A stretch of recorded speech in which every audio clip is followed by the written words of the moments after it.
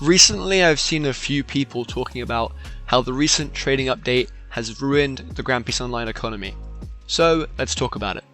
First, let me explain the changes that the most recent update added, just in case some of you are unaware.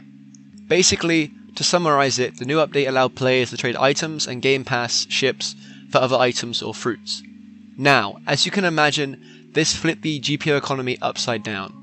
The in-game trade economy went from being dominated by purely fruits to being an open field where all numbers of items and game passes can be traded between players. The initial huge change completely destroyed the old economy, and when an old economy is destroyed, a new one must fill that void that is left behind.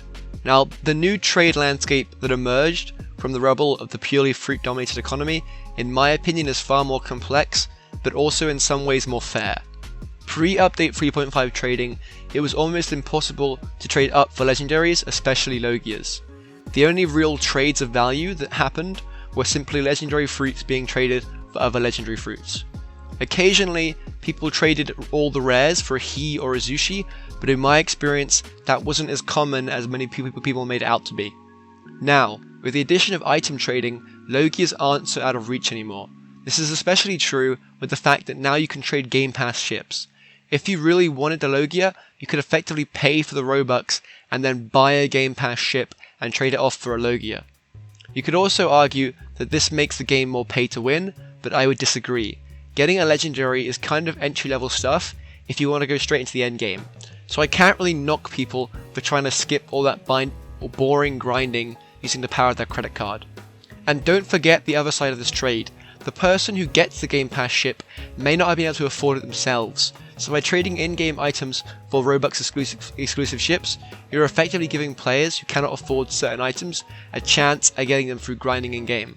In my opinion, this is a good thing, since it actually rewards players for getting excess fruits or boss drops. On the topic of boss drops are now worth something. Before, getting boss drops was definitely a reward in itself.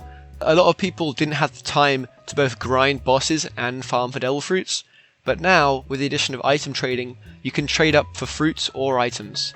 This way, boss drop items actually have a pretty high value in the market, which in my opinion is a good thing, since it makes the grind feel more rewarding.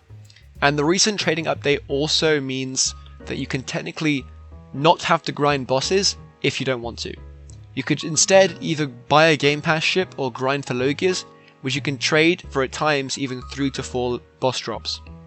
But before you go crazy and say, well, this makes boss drop farming obsolete and pointless, let me remind you that someone has to farm these bosses.